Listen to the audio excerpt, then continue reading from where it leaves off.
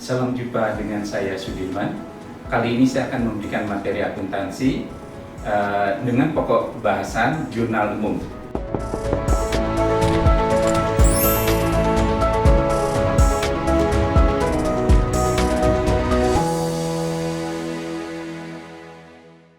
Tanggal 8 diselesaikan pekerjaan cucian untuk Hotel Bima sebesar 4,5 juta. Untuk transaksi ini dikirim nota penagihan atau kita menyerahkan nota penagihan. Nota penagihan ini seperti faktur. Jadi kita belum terima uangnya. Jadi kita selesaikan jasa secara kredit.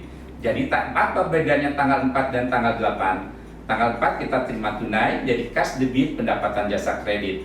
Kalau di sini kita kerjakan jasa tapi belum kita terima uangnya, jadi timbul piutang. Piutang usaha debit, pendapatan jasa kredit.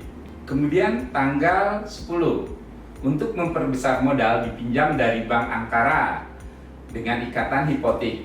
Ya, jadi hipotek ini ya, yang dijadikan jaminan biasanya aktiva tetap. Ya, biasanya rumah itu dijadikan jaminan ke bank nama dengan ikatan hipotek sebesar 30 juta. Perhatikan jangan sampai tertipu. Di sini walaupun kata untuk memperbesar modal, bukan modal yang bertambah utang. Jadi tanggal 10 kalau kita jurnal, kita pinjam uang, jadi yang bertambah kas kita. Kas debit, utang hipoteknya kredit. Ya. Jadi jangan modal. Modal bertambah hanya investment by owner, investasi pemilik. Jadi walaupun dia memang nyatanya orang minjem uang dari pihak lain untuk memperbesar modalnya, tapi kalau kita catatkan modal kita tidak punya catatan tentang utang, tidak boleh. Jadi walaupun ada kata-kata untuk memperbesar modal karena pinjam, jadi kas sama utang. Utangnya utang apa? Misal utang hipotek di sini. Lanjut nomor 14. Di sini mengambil untuk keperluan pribadi 300.000. Ya, ini yang dikatakan tadi yang namanya prive. Jadi kalau di jurnal tanggal 14 prive ardiansa debit kas kredit. Saya jelaskan lagi di sini. Kalau jangan prive saja dengan kas itu harus dicatatkan ini ownership masih perusahaan perorangan. Jadi nama ownernya harus ditulis. Ya, jadi prive ardiansa debit kas kredit. Tanggal 18 September diselesaikan jasa cucian untuk Hotel Merapi sebesar sekian. Untuk transaksi ini diterima cek. Transaksi dengan cek berarti tunai. Jadi kita terima uang tunai. Ya. Jadi kalau kita jurnal di sini cash debit pendapatan jasa kredit. Jadi sekali lagi kalau cek itu berarti tunai karena apa? Orang sudah memberikan kita ke cek, kita tidak ada hubungan lagi, kita diberikan cek. Jadi tidak ada hubungan lagi dengan si pemberi. Jadi si penerima cek bisa langsung cairkan uangnya ke bank. Maka dari itu transaksi cek dibilang tunai.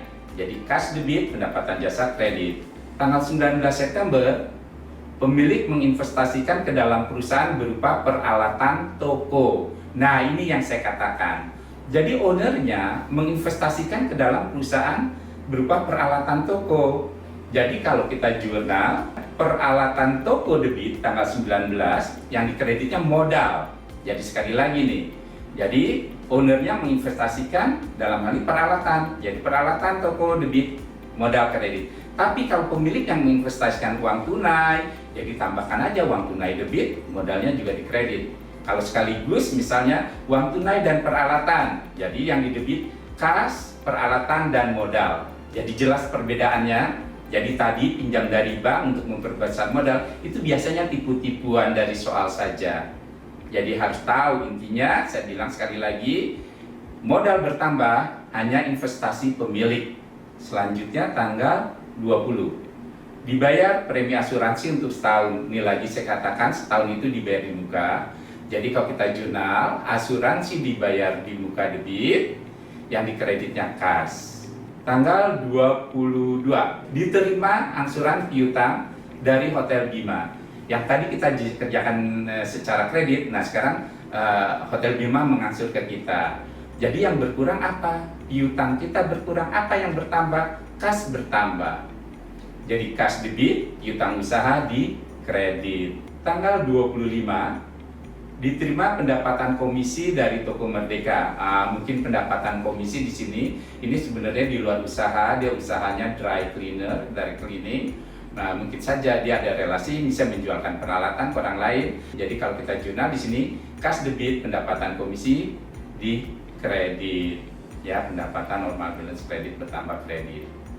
Selanjutnya tanggal 27 dibeli perlengkapan cucian sebesar 1 juta, perlengkapan toko sebesar 200.000 dan dapat dari toko Kencana baru dibayar 550.000, sisanya kemudian. Jadi kalau kita jurnal, oke lah, perlengkapan cucian tanggal 27 1 juta yang dikredit kas, sisanya belum dibayar, kemudian itu artinya belum dibayar, jadi sisanya utang usaha. Jadi sekali lagi, bedanya perlengkapan toko dengan perlengkapan cucian. Kalau perlengkapan cucian itu biasanya sabun, pengharum, pakaian, itu namanya perlengkapan cucian. Tapi kalau perlengkapan toko itu misalnya kertas pembungkus, plastik, itu dikatakan perlengkapan toko. Jadi beda antara perlengkapan cucian dengan perlengkapan toko.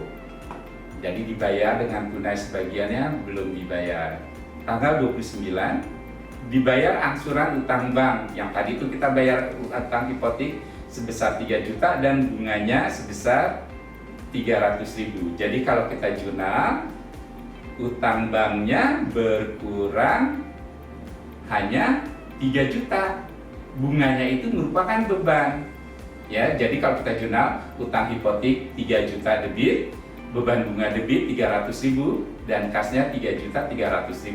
Karena total yang kita keluarkan memang 3.300.000. Jadi jangan utang bank 3.300.000 itu salah, ya. Jadi hanya 3 juta yang dibayar angsurannya. Nah, baik, di sini ada tanggal 30-nya kok banyak sekali, ada 4. Nggak apa-apa, kita harus jurnal satu persatu transaksi. Karena kalau di perusahaan biasa dengan bukti transaksi, ada faktur, ada nota kontan, ada kwitansi, itu saya tidak bahas, penekanan saja pada jurnal.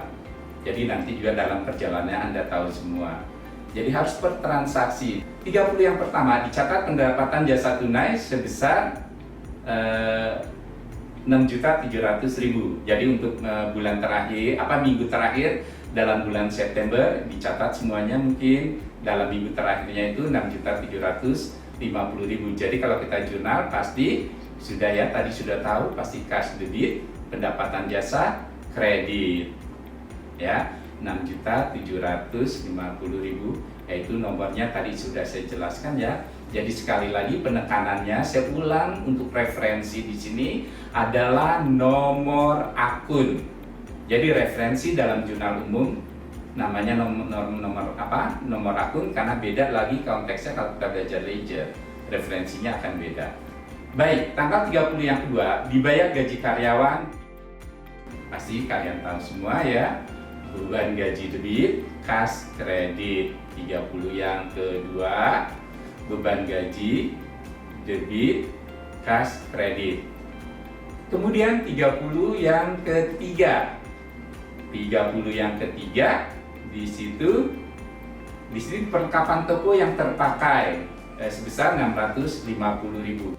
Baik, sebenarnya ini bukan jurnal umum yang secara umum seperti ini. Ini adalah jurnal penyesuaian. Seperti buku-buku luar juga kalau hal-hal yang sederhana ada seperti ini. Jadi ya biar Anda tahu semuanya bahwa ini kita bukan kita beli. Jadi kita punya perlengkapan tapi kan dipakai. Kalau dipakai sudah menjadi beban. Apa yang berkurang? Perlengkapan kita. Jadi kalau kita jurnal di sini, beban perlengkapan cucian debit, perlengkapan cucian kredit. Jadi bukan kas, ya, karena kita tidak beli. Ini udah jadi expense yang sudah terpakai. Untuk transaksi yang terakhir, tanggal 30 Desember, perlengkapan toko yang belum terpakai sebesar 900.000. Bedanya dengan 30 yang di atas itu perlengkapan toko yang terpakai.